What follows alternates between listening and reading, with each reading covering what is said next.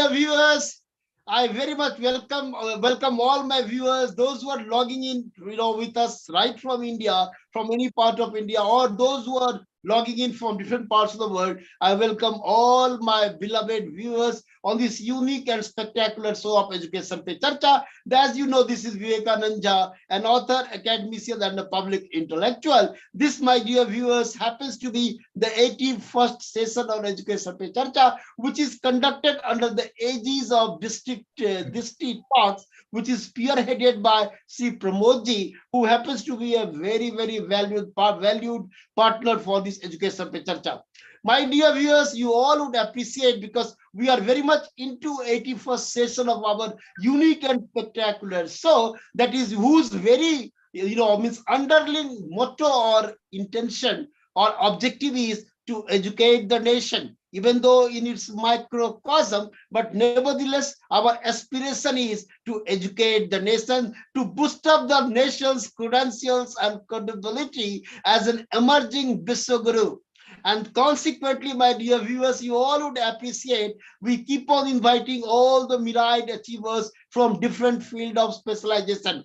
In this way, the continuation of the same sequence of our program, as I already articulated, this happens to be the 81st session. We have invited one of the topmost bureaucrats of India, that is a former chief secretary of Gujarat, and not only a former chief secretary, a man who wears several caps, several hats, in as much as not only he has been a very successful IAS, but even, to my perception, he happens to be the rarest of rare phenomena today, because an IAS, that too, having risen to the position of the chief secretary of the state, you all know it is the highest position of bureaucracy. He had been a lecturer prior to joining civil service. He, in the post-retirement phase, he is a lawyer in Ranchi High Court, and frequently visits Supreme Court too for arguing his briefs. You can well understand, I am talking about Sri Ashok Kumar Singh ji, who is today's very valued and very honored guest on Education Pe Charcha. My dear viewers, you can well understand, as the show will progress, we will be able to discern the various attributes of the persona of that of Sri Ashok Singh ji. And just a little bit of introduction before question and answer session begins, because today we have the potential to unravel the multifaceted talent of Sri Ashok Singh ji. My dear viewers, Sri Ashok Kumar Singh, former, as I already informed you, former Chief Secretary of Jharkhand, a senior IAS, an alumnus of Harvard University, and most importantly, he is a practicing lawyer in Ranchi High Court in his post-retirement phase. And one more important revelation has to be made here, that he happens to be a batchmate of the people's leader, Sri Saryu Rai ji. My dear viewers, you all would appreciate, we invited Sri Saryu Rai ji as our distinguished guest on Education Pe Charcha on 75th session of ours. And I, being an author of The People's Leader, based on the illustrious life of Sri Saryu Rai, has been the bestseller in the country for last 2 consecutive years.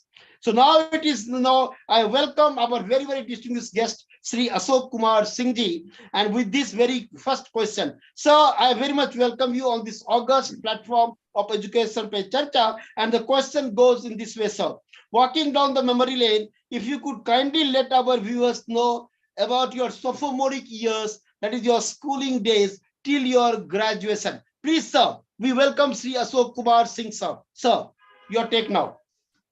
I started my education from my village school, that is in Chapra, in a village school which didn't have a building at all. So the place where I studied was a tree, a big banyan tree. That was supposed to be a school. There were few rooms in the school which were meant for students of higher classes. I studied there till class 4. When I moved to a city where I joined an ordinary school, and I studied there for some time. I did my matriculation from Dayanand Vidyalaya, Patna. It is in Mithapur. got first division in matriculation and joined Science College. In Science College, I learned under the great teachers and was very keen to join engineering, but I didn't have enough marks. So I was not admitted in any engineering college and moved to Patna College for studying arts. I joined history honors. And from there, my career and my life took a turn. I stood first in graduation, history honors, Patna College. And then I joined post-graduation in history in Patna University. I got my first class first in history, and thereafter, it was not looking back. Here, I would like to point out that I was not a very bright student in my school days. So much so that I remember having failed my class 4 exam and I studied one whole year again to pass that exam. That is a fact of life, that I was a very ordinary average student. Somehow went up to class 9 and 10 and discovered the advantages, so to say, of self-learning. Number one. And number two, habit of never asking somebody to help when you don't understand something. These two things helped, and I moved on. After joining Patna College, I realized that I am not in a position to speak in English at all. I never had the advantages of having been taught in a public school where English is a medium of instruction. Only thing I could speak was either Bhojpuri, that was my mother tongue, or Hindi. So when I saw students of good schools, St. Xavier's, St. Michael's in Patna College, talking in English and taking part in debating competition, I had a tremendous sense of inferiority. And when I started to speak in English, I remember people mocking at me. And it is there that I decided that no matter what happens, how poorly I speak, but I will speak. Wrong, right, substandard, standard, but I have to speak and I have to get over the feeling of inferiority. So I joined the debating society, and knowing full well my weakness that I can't speak in English, I started participating in English debating competitions. My feet trembled, my voice stammered. I couldn't speak in front of a large gathering, knowing full well that I have to speak in English.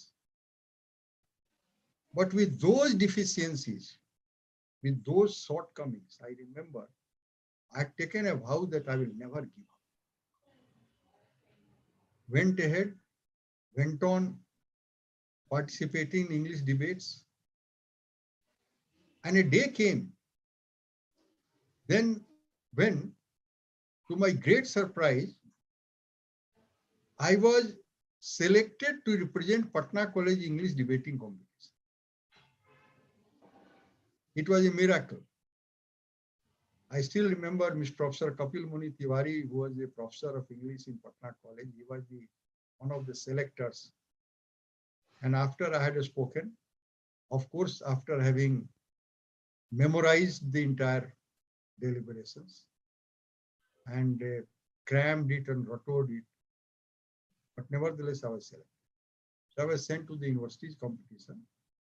And again, it was the repetition of the same thing. Stammering, feet trembling, voice getting dry.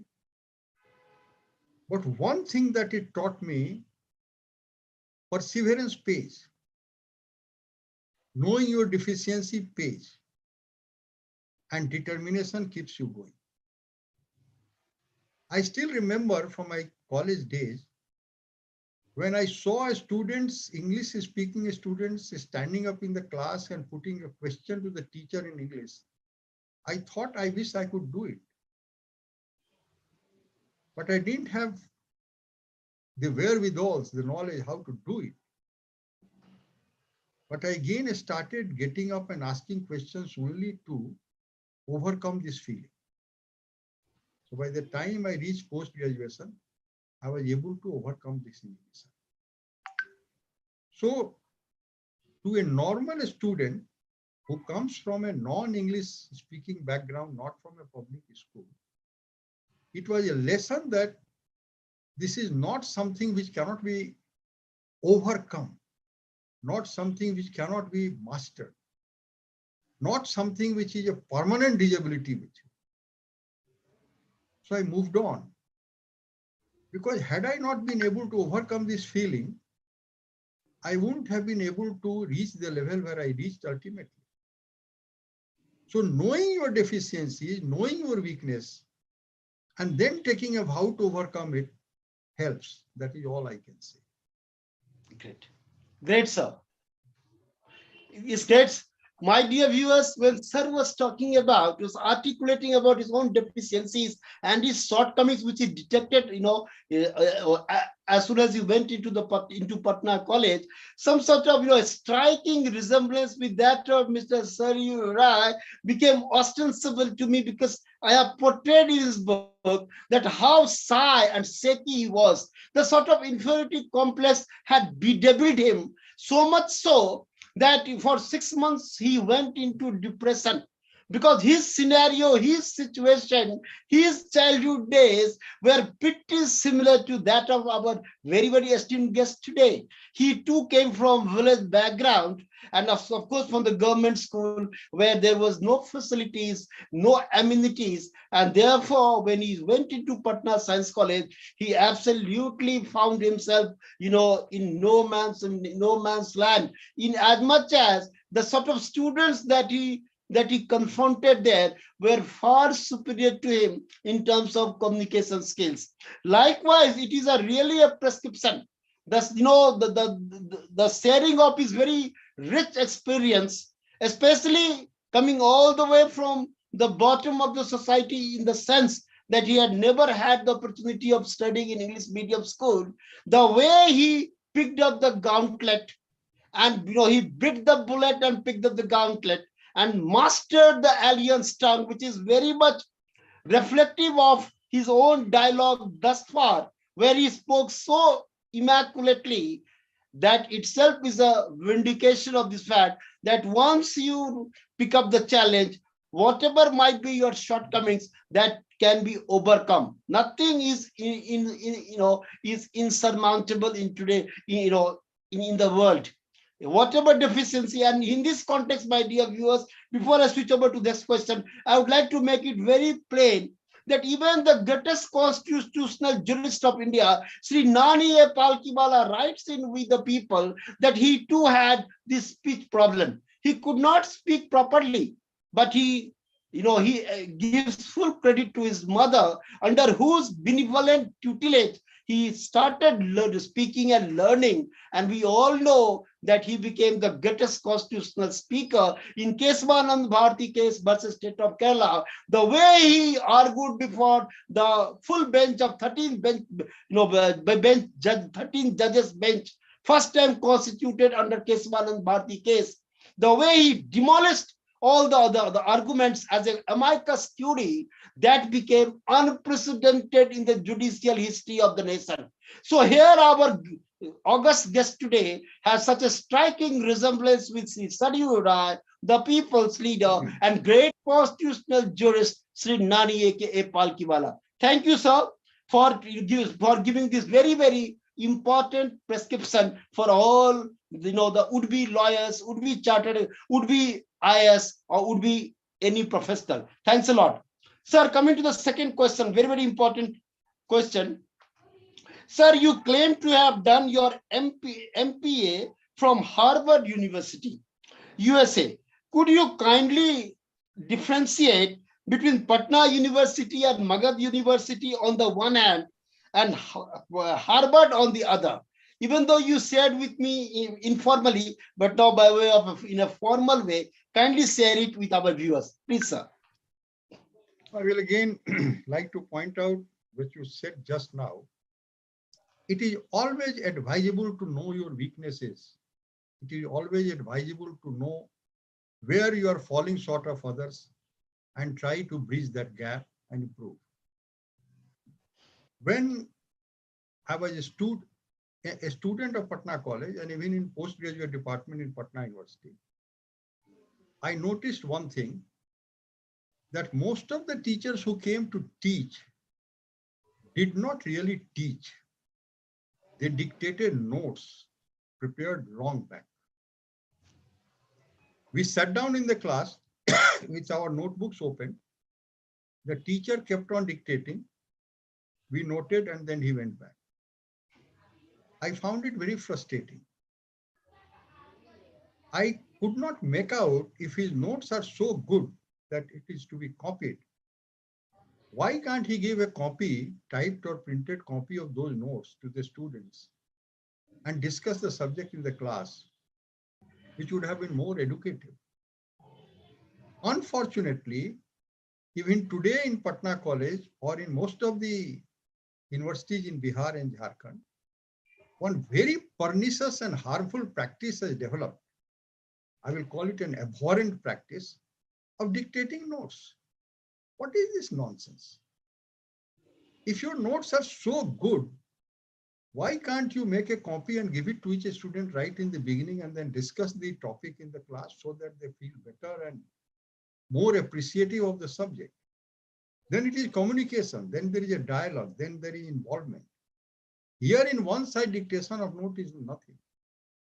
So the first thing that I noticed, the difference between Patna University and Magad University and most of the universities in Bihar and Jharkhand, I don't know about others, and Harvard was, in Harvard, they don't dictate notes, not at all.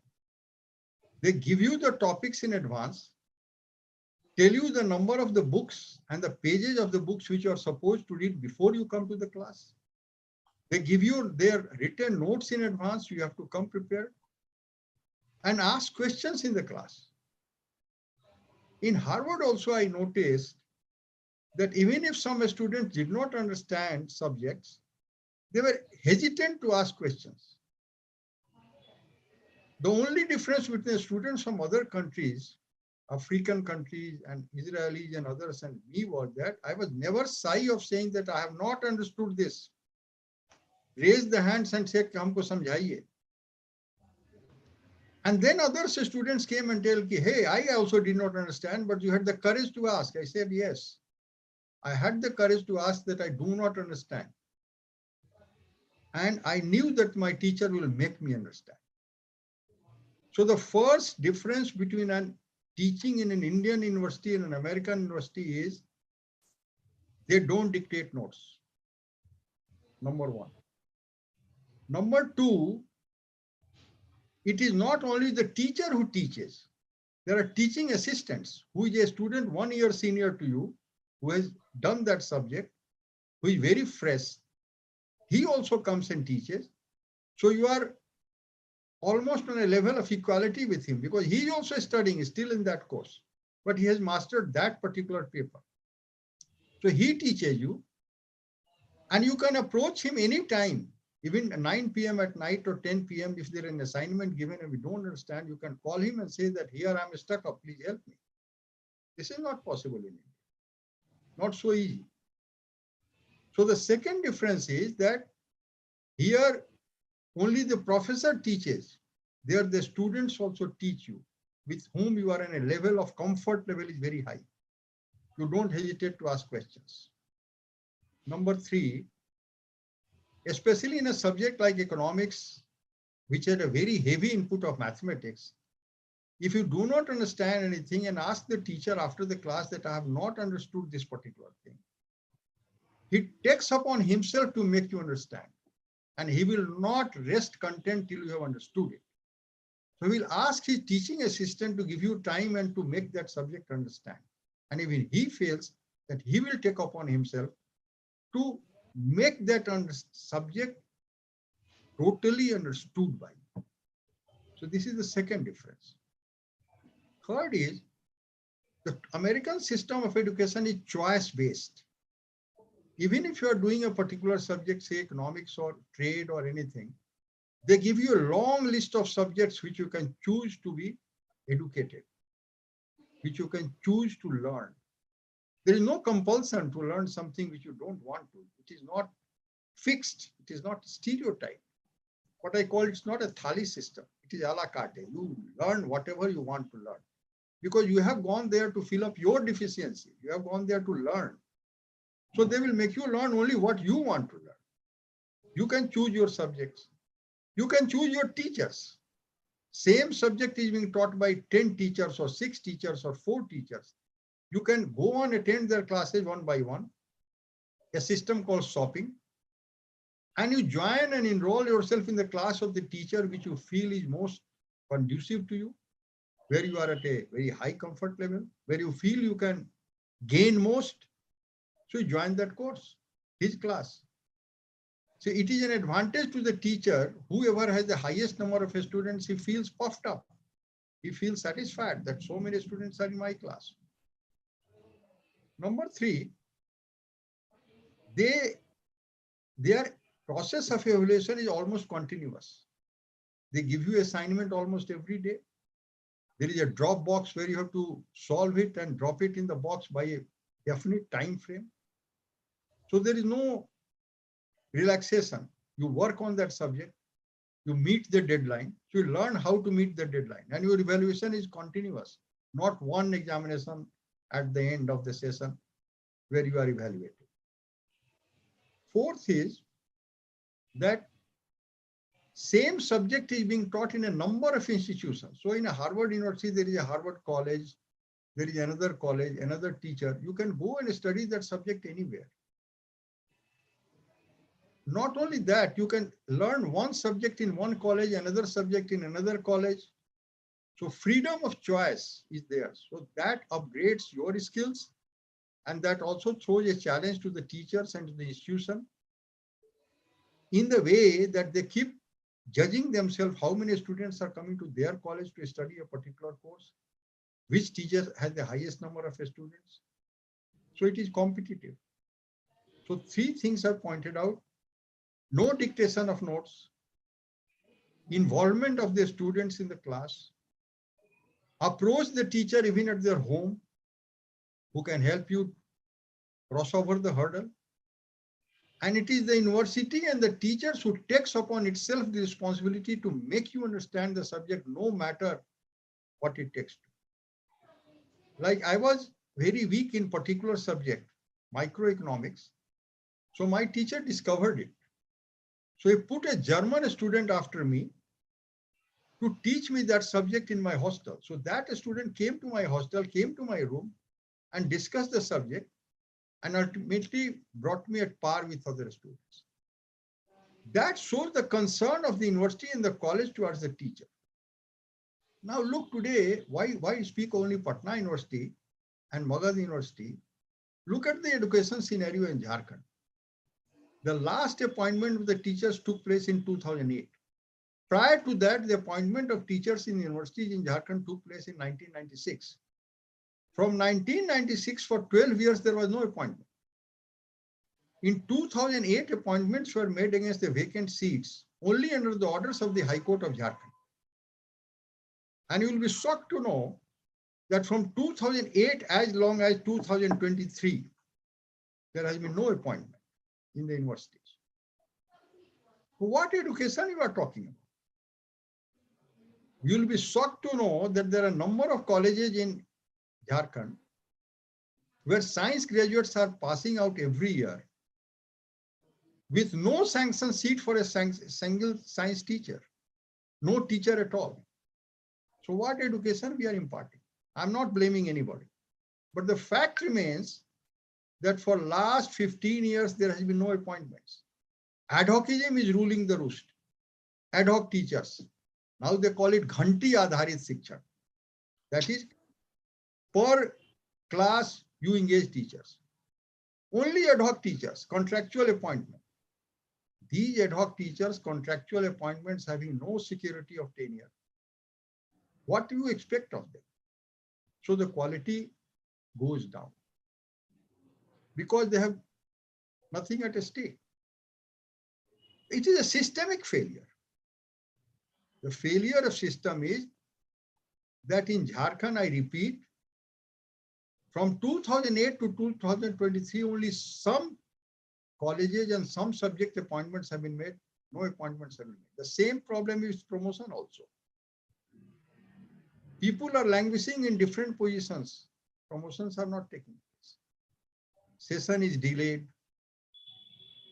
Now let me point out a particular deficiency. You will be shocked to know that in none of the science subjects in any of the colleges, there is any practical at all.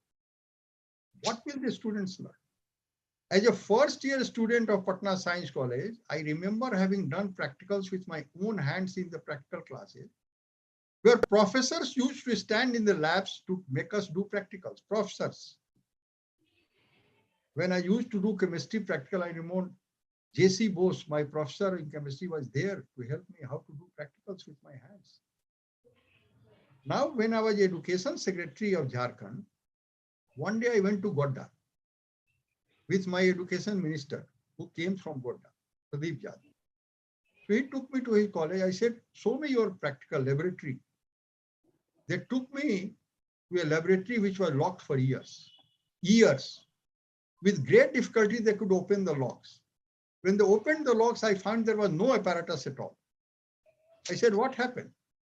They said all the apparatus has gone to the house of a teacher where the students can go and do practicals for payment. He said, what is this? But this is not something confined to a college. I may be wrong, but my general impression is that in none of the colleges, in any of the university, any practicals are taking place. Nothing. What will you learn? I will name there is a college in Kolhan University. I will not name the college knowingly, where students are becoming science graduates for last 10 or 12 years with not a single teacher in any faculty in science. So coming to the basic difference, we have become a little callous towards higher education. Worse still, there is hardly any college where students go to attend classes, except the metropolitan town like Ranchi and Hazaribagh and others, where the universities are located, excepting post-graduation classes. If you just move out of the town, my general feeling is that classes are not held. Very. So the only thing is I'm saying, forget comparing Magad University or Patna University with Harvard and Cambridge and Oxford. Compare these universities with other universities in India itself. The situation in Jharkhand is not even at par with what is happening today in Bihar. Bihar, they have made appointments, but not in Jharkhand. Problem is still there.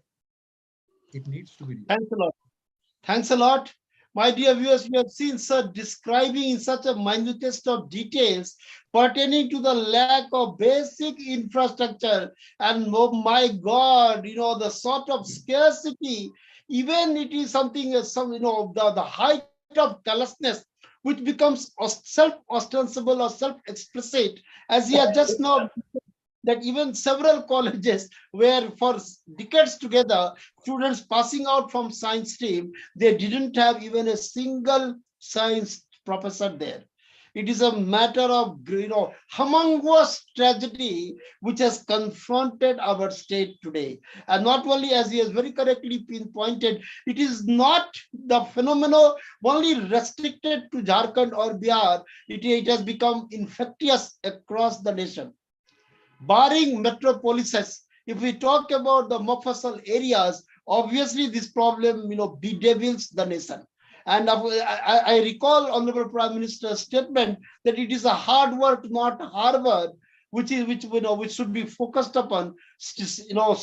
Absolutely stands diluted in the very context of the details shared by one of the alumnus one of the means alumni of that of Harvard, that the way he has dissected the overall importance and significance of Harvard, and at the same time he had described almost the nightmarish scenario here in India, in Bihar and Jharkhand. It becomes self-explanatory that how India might take centuries and centuries before it can match, or it can even think of being coming nearer to that of Harvard. Absolutely in agreement with you, sir.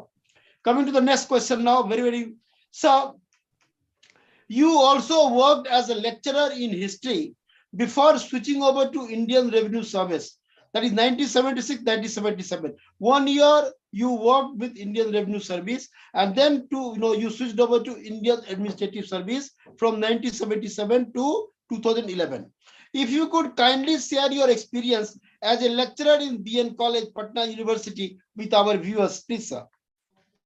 When I joined BN College in the year 1974, I was given classes to be engaged. I did attend classes with the same fright of the number of students. There were a huge number of students in the class where I was supposed to teach. So the first thing that I did as a teacher was not to dictate notes. And then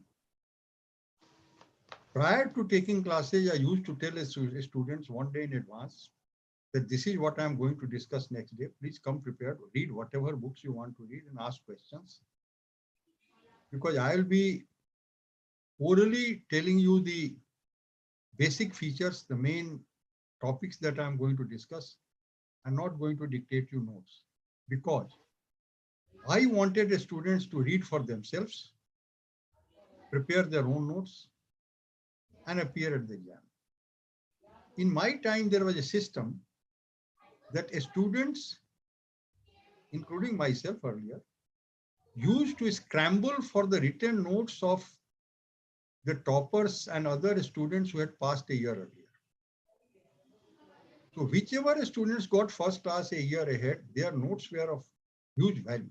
People used to ask for their written notes, copy them, cram them, and then appear at the examination.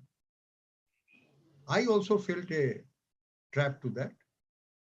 I also approached some of my seniors who had passed and got good divisions to give me their notes. But fortunately for me, I could not get that privilege, because there was a system where notes were passed on caste basis. Shocking so. So if you are a Maithil Brahman, you will supposed to give those notes only to a student of next year who was a Maithil Brahman. And same like other things. So casteism being a very deeply ingrained phenomenon of the state, it had taken place that also. So for good or bad, I could not have the privilege of getting good notes written by bright students of the previous years. So I had no option but to read and prepare my notes. But I was very fortunate that I happened to meet a teacher in the Department of History, Professor S. Gopal, who was at that time, he is now no more, died this year.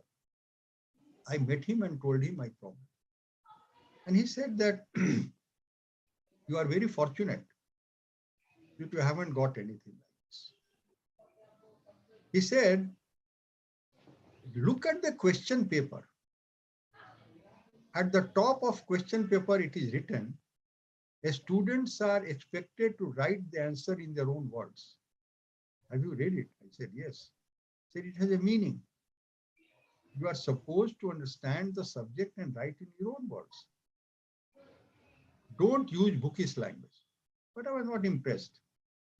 I still used to prepare notes with bombastic English words copied from English authors and gave it to him to examine. On the margin of my notes, he used to write bookish language. Avoid. Once, twice, thrice. Then he one day called me and said, you are on wrong track. Then I changed my track. When I joined as a teacher, I passed on this message to the students also. And it held me in good stead till I became an IAS. I kept on saying, read the books for yourself, assimilate the ideas, and write in your own words, whatever you can write. The teacher examiner is intelligent enough to understand whether you have crammed it and writing from a English author's book or it is your own language. Own language helps in three ways. A, you don't have to cram it because it is your own language. B, it is easy to remember. And C, even if you don't remember the whole thing, the very effort of writing an answer in own language keeps in your mind and remains there. So I remember that in UPSC exams also, when I did not get the questions I was expecting, I did not go blank because I had read something written somewhere. It was there in my mind. This is exactly what I told my students in BL college also. And I never ever dictated any note till I was a teacher. Kept on asking students, Hindi mein likhna hai, English mein likhna hai, write whatever you want to write, but write in your own language. And develop the habit of writing yourself.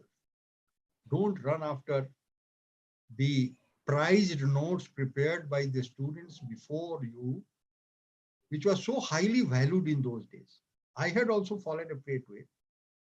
But fortunately for me, none of my castmen had done a first class, so I didn't get any notes. And that held me in good stead. Number two. Thanks, sir. Thanks a lot. My dear viewers, whatever distinguished guest just now has articulated, I am absolutely in agreement with his very, very important observation about the caste-ridden structure in Bihar. Without disclosing the name of the High Court judge from Calcutta who was transferred to Patna High Court, he of course retired as a judge of the Supreme Court. Of course, it would not be fair for me to disclose his name. When he went to Patna High Court, he informed me personally that a delegation of Brahmin judges came to him and asked him to be a part of that lobby, part of that coterie. That very honorable judge who came from Calcutta, he straightway rejected their proposition on the ground that he did not believe in all this nonsense. So you can well understand this has become the scenario today. Even the promotion you get in jobs, the sort of your very rise to fame and your very elevation, all these all these depend upon the sort of caste identity that you carry with yourself. It is never the meritocracy system has long been dismantled, especially in Bihar and Jharkhand. And of course, the favoritism, nepotism, all these stand institutionalized today.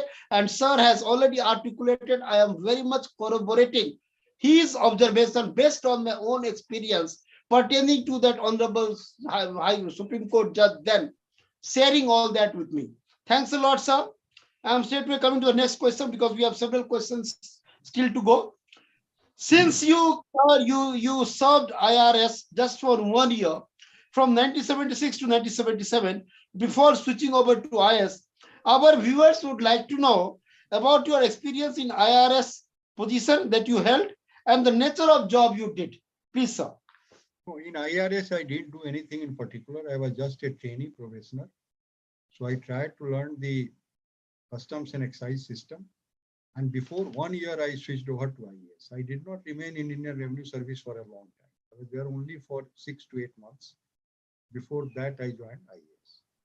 So I have nothing very particular to say about the Indian Revenue Service, except saying that it is a very professionally managed and very efficient service, which does the job of tax collection as well as excise.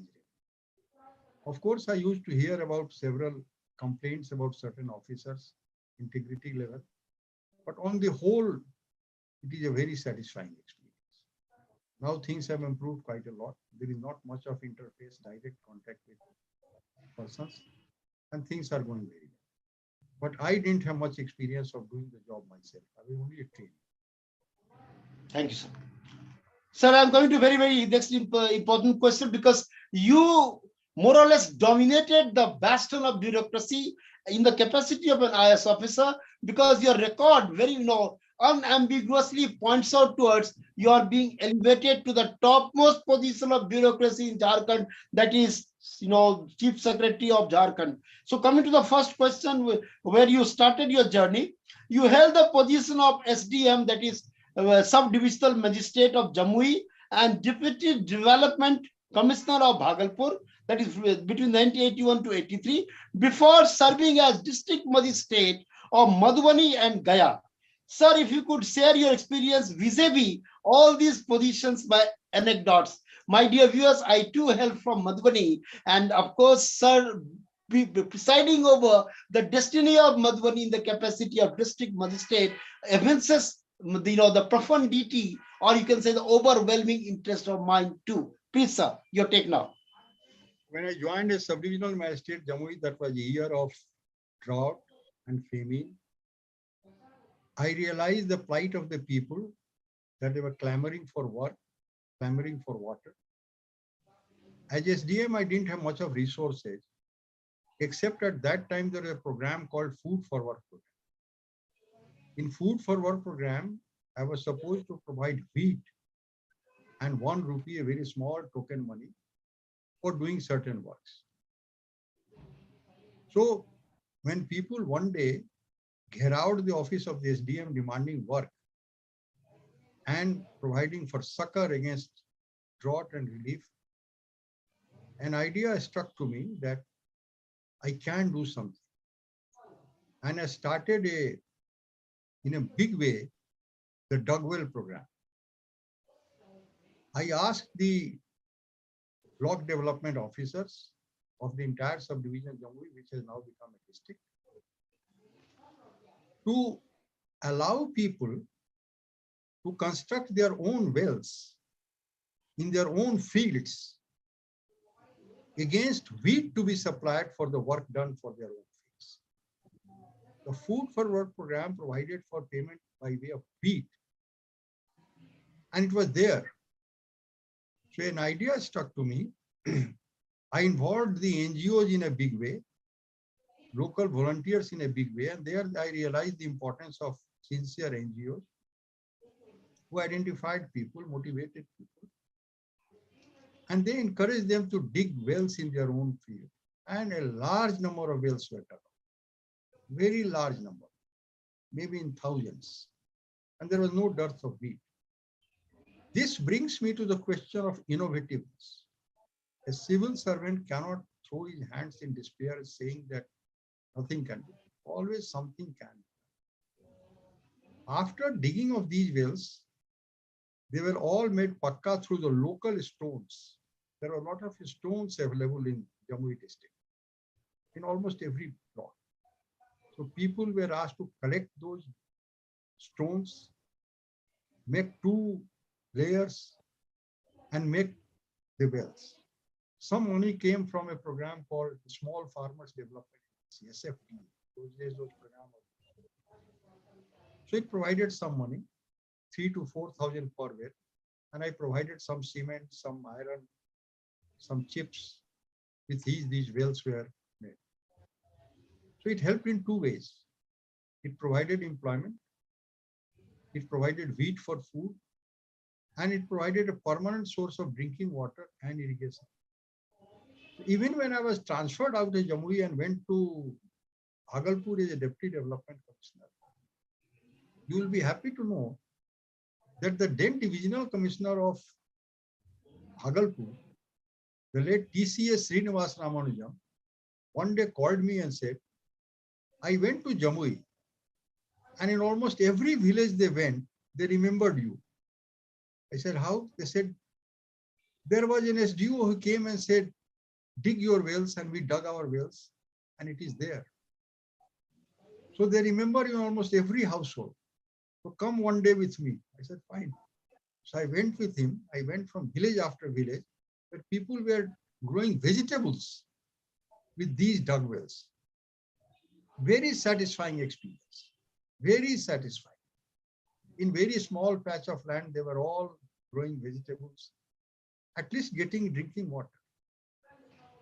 So that was one experience I gained, that you have to be a little innovative. The same thing happened when I went to Bhagalpur. The food for work program was substituted by a program called NREP, National Rural Employment Program, and RLEGP, Rural Landless Employment Guarantee Program. In these programs, they were the successor programs of Food for Work. I started the program of constructing school buildings in a very big number. And same, excavation of ponds against the labor. There was a problem of 40-60 ratio. Only 40% could be spent on materials, the 60% had to go on labor. So what I did was that I managed that ratio at the block level. Not each program. So some programs were labor intensive, 100% labor. Some program had more of a material component like school buildings. But on the whole, I managed that ratio and constructed a very large number of school buildings and wells and ponds. That was another satisfying experience. Same when I moved from Bhagalpur to Madhubani, there also I continued this program of school classes construction. Because Madhubani had a very large number of ponds, very large number of pokhras, which needed to be excavated because they sometimes became dry during summer. So I started the program of public pond excavation, labor component, and school building construction. There was also the problem of sharecroppers, pataidari. A large number of cases were pending in the court of the district magistrate as collector. Took upon myself the responsibility of disposing of those cases. Started holding regular courts, which collectors were generally avoiding because they considered it a futile exercise.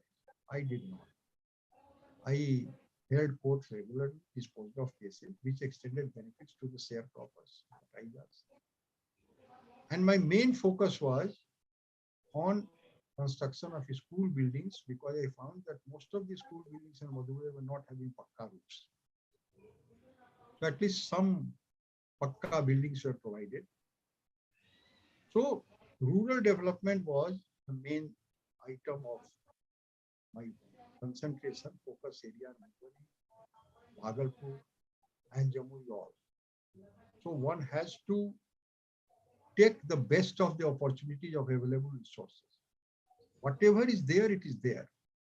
You have to see what best use you can make of those resources to the good of the people. I still remember that when I was transferred out of Madurai, people were extremely happy. And it took me nearly 1 hour. There was so much of crowd on the road to move from the collected building to a collector's residence, from where I had to depart. So many people were on the road. That was a sign of good gesture, goodwill that they were trying to show with the satisfaction they had with their school buildings, with their ponds dug up, their school, their wells. Great, sir. Fantastic. Sir, we have so many questions. I'm straightway coming to the next question, sir.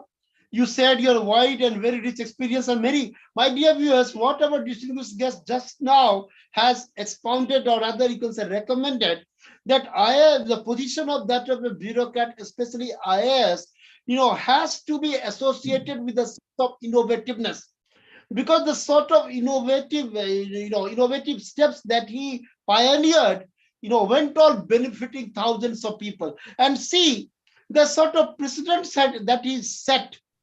And even when he went, he was promoted to the position of developmental commissioner in that of Bhagalpur, even the people in Jamui, they knew, they appreciated, and they profoundly appreciated his contribution, his suggestion, which went on benefiting the mass of people.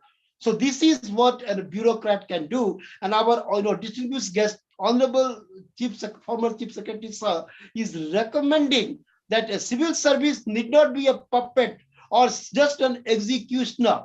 he indeed can associate the sense of innovativeness with the sense of foresightedness to his work, and thereby he can get all sort of recognition and the appreciation for taking all such good decisions, which may be unprecedented too, as he himself took such unprecedented decisions during the course of his tenures as that of district magistrate of Madhubani and Gaya, and of course in Jamui in the capacity of that of SDM.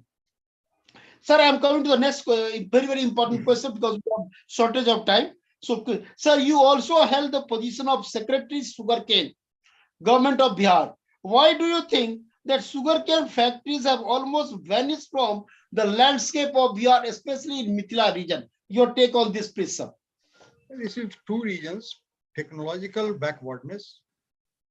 We could not keep upgrading our technology suited to the time, and improvement in the sugarcane quality with higher sucrose content. Unless you have very high sucrose content in the sugarcane grown, you will not be able to compete. And then all these old mills had become old. There was no technological upgradation. There was no modernization, diversification. Because for the sugar mills to survive, you have to tag it with ethanol, making another down the line industry. On a standalone basis, sugarcane industry will find it difficult to survive. But there are downstream industries, alcohol, ethanol, so many things you can make. So no low infusion of capital, lack of modernization, lack of technological upgradation, and lack of increase in sucrose content of the sugarcane itself grown in the area with development, genetic development of the sugarcane, finished the sugarcane industries. Number two, there was no timely payment to the farmers. Payments were made after inordinate delay by sugar mills. So people had to wait for a long time to get their payments. So they got a disincentive in growing sugar. All these things combined to cause damage to sugar industry. So make timely payment, remunerative payment for sugarcane, upgrade your mills, and ask private partners to develop these mills with diversification and down the line industry. Then it will go on. But sir, private partners are too reluctant. They don't want to step in to take all that sort of burden because they feel it is just an unreasonable or unconscionable sort of burden to be taken without the commensurate return. So that is the handicap for the private investors too. What do you have to say on this? A state cannot run sugar industries, there is no doubt. It is almost impossible. The moment the state does a business, it has to be doomed. That is certain. We have to sit down with the stakeholders and find out what is the way out. If sugarcane production is not becoming profitable, I said that it has to be diversified with some down the line industry from where they can derive profits. Ethanol and some other byproducts from where they can gain and be compensated. We have to open dialogue and find a solution, but only in private sector, not in government sector. Great, sir. Sir, I have two more questions because time is running out fast. Sir, very important question, my dear viewers, because you have seen, such a competent man, our distinguished guest, in fact, went on to become the Chief Secretary of Jharkhand, the highest position of bureaucracy in a state. Sir, you went on to become the Chief Secretary of Jharkhand. How would you like to describe your tenure as the Chief Secretary of Jharkhand? Please, your take on this. It was very satisfying. I tried to infuse in accountability and efficiency in the system. I tried to improve and bring out a total turnaround in the system. But systemic changes are generally resisted. I did the maximum that could have been done during that period. And my maximum emphasis was monitoring. I used to go to far off areas, especially extremist infected areas. The first question I asked my DGP after taking over, which are the areas people are afraid of? He named Chatra, Pratappur, Garhwa, Kunda, Gidhor, highly extremist affected areas. I said, I'm going. He said, no, no, no, you cannot go. I said, I'm going. I have to go and see why even the officers can't go to those areas. And you may not believe it, but the first place I went was Pratappur, most heavily in Naxalite infested. Kunda, Gidhor, Garhwa, each place which was a den of Naxalites, I went there and saw with my own eyes the plight of the people. Very poor development scenario, dug wells not complete, houses incomplete, no development work, total plunder of public money. I said, what will be the situation? If extremism will not grow in these areas, what else will? And I discovered from myself, these extremists and Naxalites also take advantage of these developmental failures.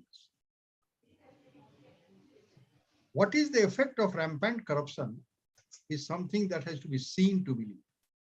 As Chief Secretary, the least that I did was, you won't believe, to ride on a pillion riding of a motorcycle and going to those areas. Pillion riding on a motorcycle to see for myself what is the ground reality. It was very educated. And I did realize the development has remained on paper only a large number of areas. I tried to improve situation. Quality of works being executed is the biggest casualty if people don't go. And when everybody starts running away from moving into those areas, saying that extremists are there, then situation is bound to be worse still. I tried to bring out some confidence in my subordinates, make them mobile, and bring about an element of accountability, efficiency, and a little bit of honesty also. Although it is the most difficult thing to infuse, but I tried my best. Great, great, sir. My dear viewers, you have seen such a man of conviction and such a courageous decision, a sort of chutzpah, on display, because the chief secretary taking a pillion ride and visiting to the remotest part of the areas infested by Naxal to be an eyewitness to the scenario prevailing there. And what he found indeed distressed him immeasurably, because he found there was no development at all. And whatever developments were actually shown, that confined only within, only on paper. There was virtually no tangible development. So that speaks about the courage of his conviction. Thanks a lot, sir. I'm straightway coming to the very important question. Just two questions now. One question is the last, just penultimate question comes to you. You have several present engagements, that is with Election Commission of India, SKM University, Dumka, Nilambar, Pitambar University, has so many, myriad engagements of yours. So, sir, if you could just tell our viewers the nature of such engagements, and kindly enlighten our viewers on the role as the standing counsel for several universities. Your take on this, sir, very quickly, because one more question has to go. As a standing counsel of these universities, I'm trying to help the university in the cases that are fought against them, and also at the same time trying to help the petitioners in getting their dues. You will be surprised to know that in majority of the cases, 60 to 70%, the relief being claimed by the petitioners are genuine. It is the system and the inactivity of the system that forces people to come to the courts to seek justice. I try to get them justice by standing on the side of the university. I don't always stand for rejection of the claim. There are a number of cases now it says that yes, the claims are genuine and they should be allowed, and help them get justice. That is one thing I am doing. For Election Commission of India also, I appear in election cases and try to put forward the views of the commission, which is an impartial body, it's election petitions. But my biggest role is to get the petitioners their due. I don't oppose only for the sake of opposition. I don't oppose only because I'm on the respondent side. That is the role of a fair advocate, and that is what I'm doing. Great, sir. My just last question, sir. My dear viewers, at least to my perception, this is the first case our distinguished guest, after retiring from the highest position of the civil service in the state, that is that of Chief Secretary, he has taken to practicing law. He is a very reputed lawyer today in Jharkhand High Court, who occasionally visits Supreme Court too and represents his bona fide clients.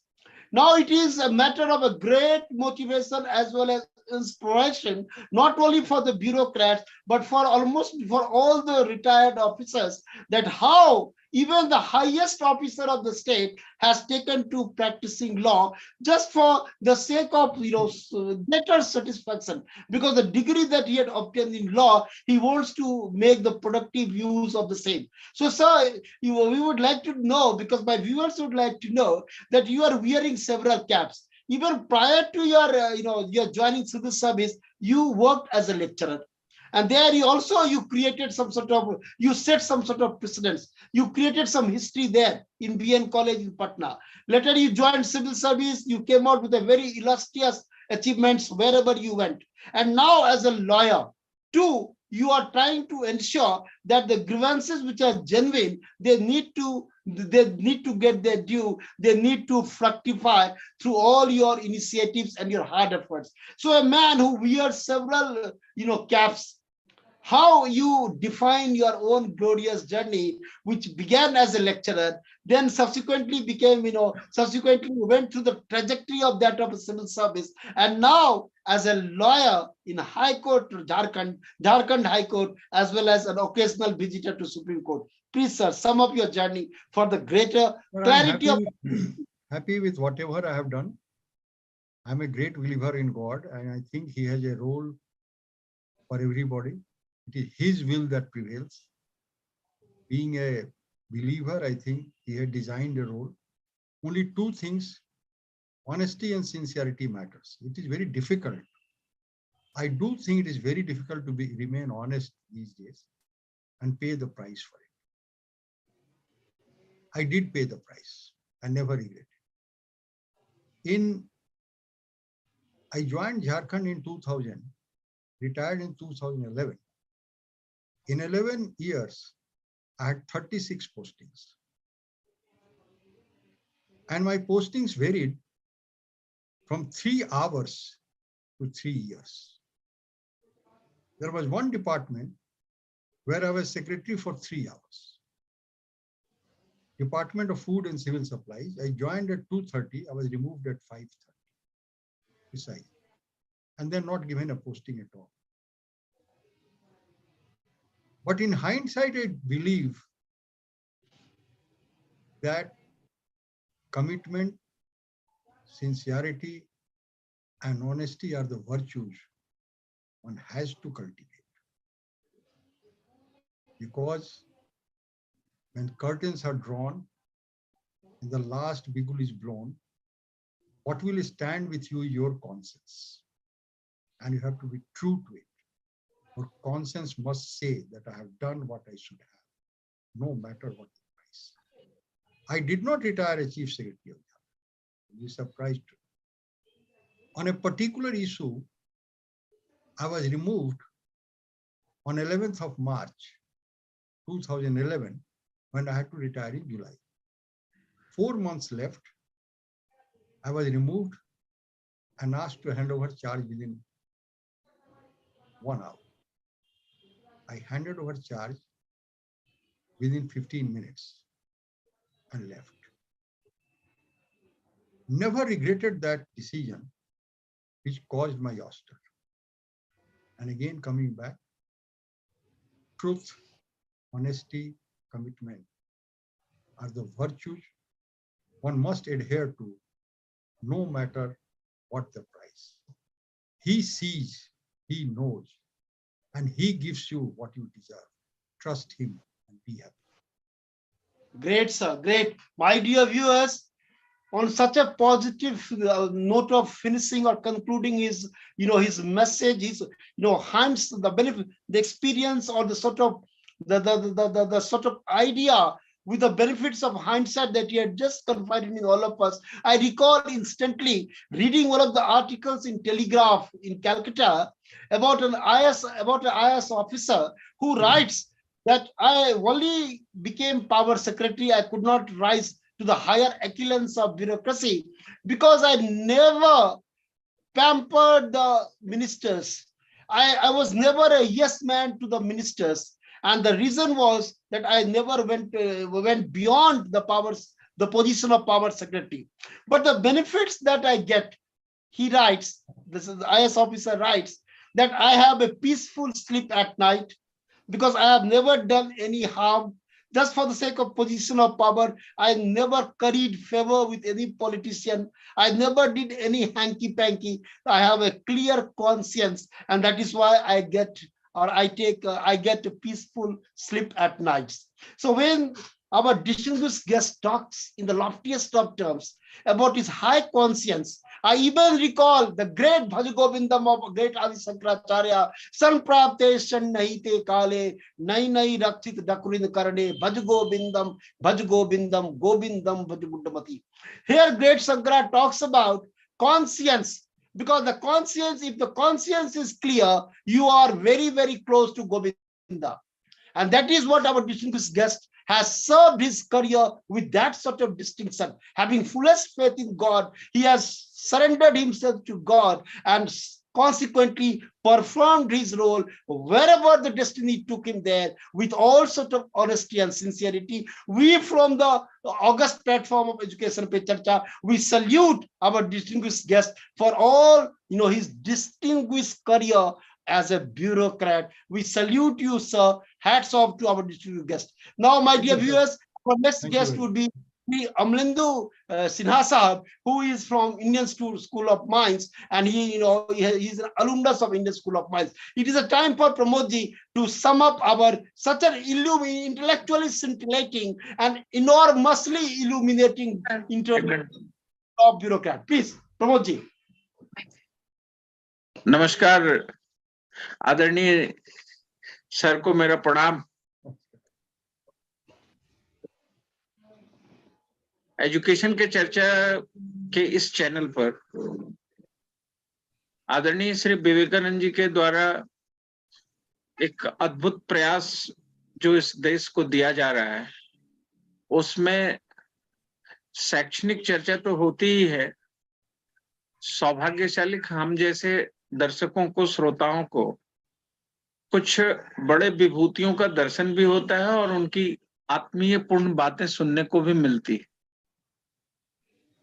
Sir के द्वारा किए गए सारे कार्यों के प्रयासों का और उनके शैक्षणिक गतिविधियों का, उनके द्वारा किए गए परिवर्तनों का जो इम्पैक्ट समाज ने अनुभव किया है, जो उसके प्रभाव समाज ने अनुभव किए हैं, वो आज भी कहीं ना कहीं प्रभाव में है।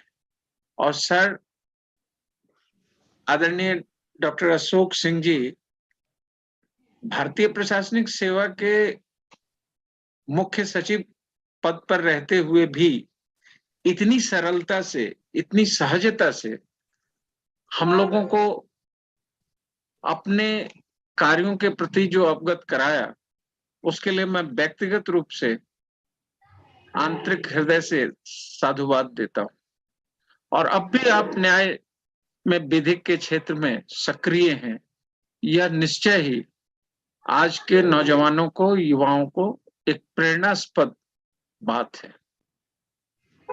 एजुकेशन की चर्चा जब आदरणीय विवेकानंद जी प्रारंभ कर रहे थे, विवेकानंद जी बहुत ही अकादमिक व्यक्तित्व के लोग हैं और अध्यावसायिता तो आपकी है ही, आप लिखते भी हैं और चीजों को समझने की कोशिश भी करते हैं और उन समझी गई चीजों में लोगों को सहभागी भी बनाते हैं।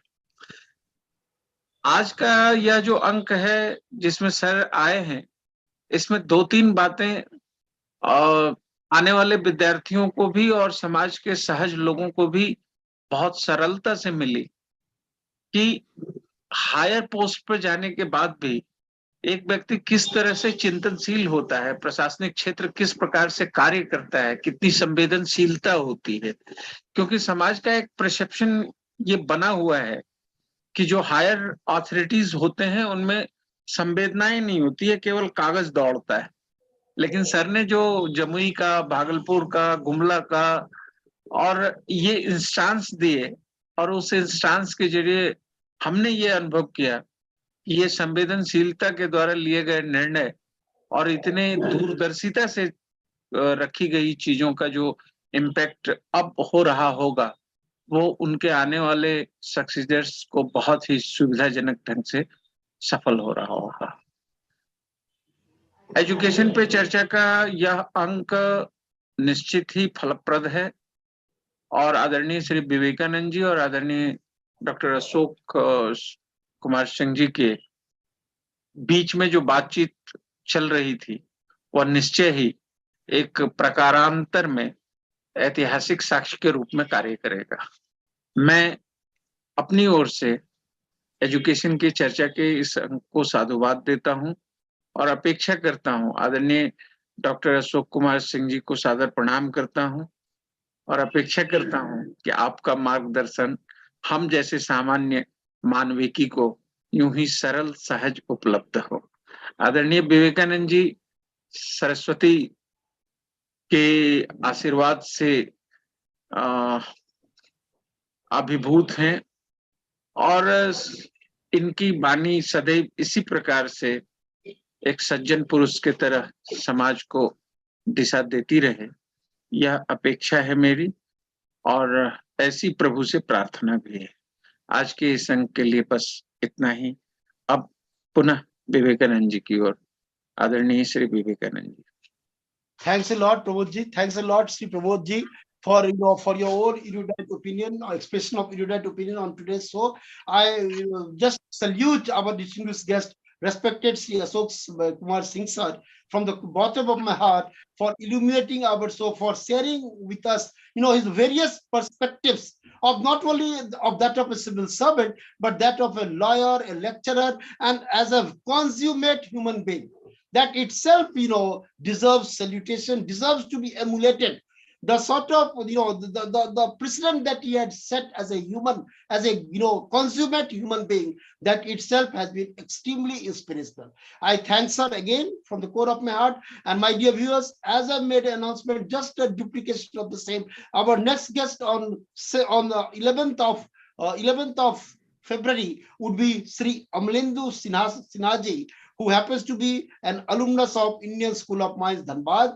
With these words, I thank Pramod ji from the core of my heart, all my distinguished viewers for their patronage. Once again, I am so much thankful to our distinguished guest, Dr. Sri Ashok Kumar Singh sir. And I will return you back again with a commitment to return at 7 p.m. on next Saturday. Thanks from Education Picture.